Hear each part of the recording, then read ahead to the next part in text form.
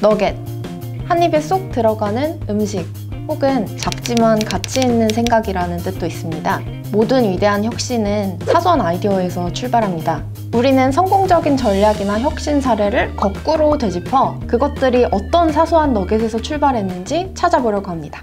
1980년대 리복이 프리스타일을 출시하면서 기존 고객층이 아니었던 주부층으로 소비자를 넓히려고 시도했다가 실패한 전례가 있는데요. 무리하게 고객층을 넓히려다가 핵심 역량을 수정하게 되면 기존 고객들까지 이탈해버린다는 그런 교훈을 남겼죠. 서울 중구 소곡로 웨스틴 조선호텔 서울입니다. 서울시내 대표적인 특급 호텔인데요. 세계적으로 특급 호텔에 공통된 고민이 있습니다. 주 고객층이 갈수록 노화하고 있다는 것. 그런데 조선호텔은 다릅니다. 호텔 이곳 저곳에서 셀피를 찍고 시간을 보내는 젊은이들을 쉽게 볼 수 있죠. 스시조, 나인스게이트, 라운지앤바 등 주요 영업장 방문객 2명 중에 1명이 20, 30대입니다. 중요한 건 기존 고객층 이탈도 없었다는 겁니다. 조금 더 들어가 보죠. 조선호텔 내 레스토랑 나인스게이트입니다.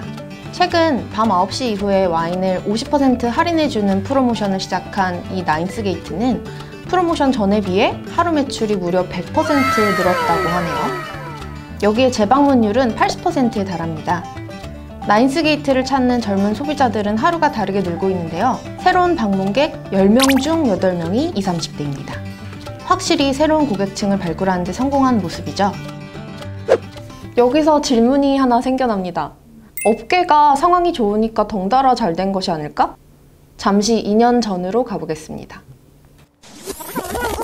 2016년 호텔업계에 불황을 몰고 온 사건이 있었으니 사드 배치에 대한 중국 정부의 경제보복, 이 때문에 중국인 관광객이 대거 줄어들자 평창 동계올림픽을 앞두고 신규 호텔이 우후죽순 생겨나던 한국 호텔업계에는 엄청난 타격이 있었습니다. 그런데 작은 변화의 조짐이 보인 것도 이 즈음입니다. 조선호텔 내 일식당 스시조를 찾는 젊은 사람들이 2016년부터 늘기 시작한 건데요. 호텔 관계자에 따르면 2016년부터 매일 2~3팀이 스시조를 찾기 시작했고 점점 젊은 사람들이 늘면서 2017년부터는 이 영업장 2명 중에 1명이 20, 30대가 됐다고 합니다. 여기서 또 질문. 그럼 이들은 왜, 언제 호텔에 오는 것일까? 조선호텔은 소비자 행동을 관찰했는데요. 잡지에서 셰프들이 얘기를 나눠보면 젊은 고객들은 주로 평일 저녁이나 주말에 이곳을 찾아서 특별한 시간을 보내고 싶어서 방문했다고 합니다. 이들이 호텔에서 얻고자 하는 경험은 홍대나 이태원 같은 젊은 문화가 아니었습니다. 오히려 고전적인 장소에서 근사한 경험을 하고 싶어서 찾았던 것이죠. 여기에서 너겟이 나옵니다. 2017년 조선호텔은 서울 소공동 호텔을 대대적으로 리뉴얼하면서 헤렌디라는 컨셉을 도입합니다. 기존에 갖고 있던 조선호텔의 그런 전통성에 저희가 좀 트렌디한 요소를 가미를 해서 기존보다 20대, 30대 고객님들이 훨씬 더 많이 찾아주시고요. 나인스게이트만 보시더라도 그 전보다 훨씬 더 주말이나 이제 9시 이후에 젊은 고객님께서 많이 방문해 주고 계십니다. 저희가 이제 근처에 있는 직장인들 타겟을 하기도 하지만 또 외적으로도 이제 이동해서 오시는 저기 강남이나 그쪽에서 이동해서 오시는 고객님들도 저희가 유치하기 위해서 많은 이런 여러 가지 와인 프로그램 이벤트를 준비하고 있습니다. 헤렌디는 헤리티지와 트렌드를 합친 말인데요. 헤리티지, 즉 예스러운 서비스와 상품이 기존 시니어 고객층에게는 익숙한 편안함인 동시에 젊은 층 소비자에게는 마치 시간여행을 하는 듯한 그런 신선한 경험이었던 거죠. 결국 헤리티지의 트렌드를 살짝 더하면서 조선호텔은 호텔의 고전적인 분위기를 해치지 않으면서도 아주 약간의 진입장벽을 낮추게 된 겁니다.